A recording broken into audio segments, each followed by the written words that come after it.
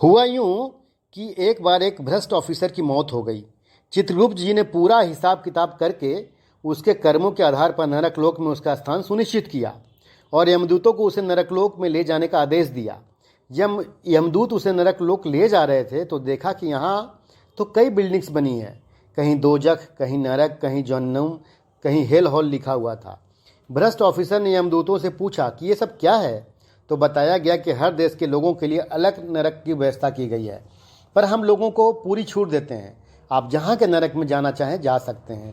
नरक तो आखिर नरक ही होता है, चाहे अमेरिका का द हेल हॉल हो या भारत का नरक हो। फैसिलिटीज़ भी कम और बेस एक जैसी है। तुम अपने लिए चुन लो कि जहन्नुम जाना चाहते हो, हेल, नरक या दोजख। ऑफिसर बोला, यमदूत सर, मैं पहले सारे देश के नरक की व्यवस्था देखना चाहूँगा, फिर डिसाइड करूँगा कि कहाँ जाना है।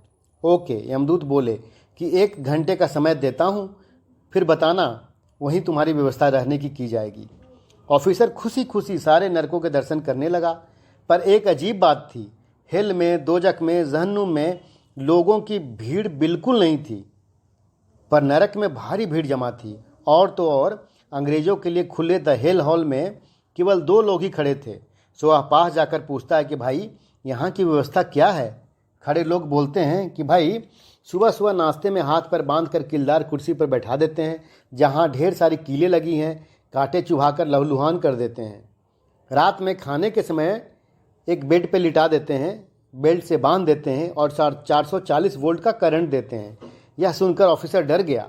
भागता हुआ दोजख, जहन्नुम सब जगह हो आया। कमोबेश सब जगह एक ही व्यवस्था थी, पर एक चीज़ चौंकाने वाली थी। जहाँ सारे देशों के नरकों में लोग जाने से डरते थे, वहीं भारतीय नरक में भारी भीड़ थी। वहाँ हर देश के लोग लाइन लगाकर खड़े थे। भीड़ के कारण व्यवस्था भी फैल चुकी थी। खड़े एक आदमी से ऑफिसर ने पूछा, भाई, यहाँ की व्यवस्था क्या है। उस आदमी ने बिल्कुल पास आने को कहा, फिर कान में धीमे स्वर में इधर उधर देखकर कहा कि भाई, आपने सही सवाल पूछा है। सारे देश के नरकों की व्यवस्था एक सी है, पर भारत के नरक में जो सुबह के नाश्ते में हाथ पर बांधकर कांटेदार कुर्सी पर बैठाते हैं, उस पर अपना ही मज़ा है।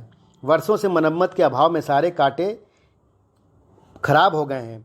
धार न होने की वजह से आरामदायक सेज की तरह लगते हैं, पर लोग अपनी खुशी का इजहार नहीं करते, बल्कि कुर्सी पर बैठकर झूठ मूठ चीखने की एक्टिंग करते हैं, ताकि रिपेयर एंड मेंटेनेंस की टीम को शक न हो जाए। आधे घंटे के नाटक के बाद पूरा दिन मज़े से कटता है।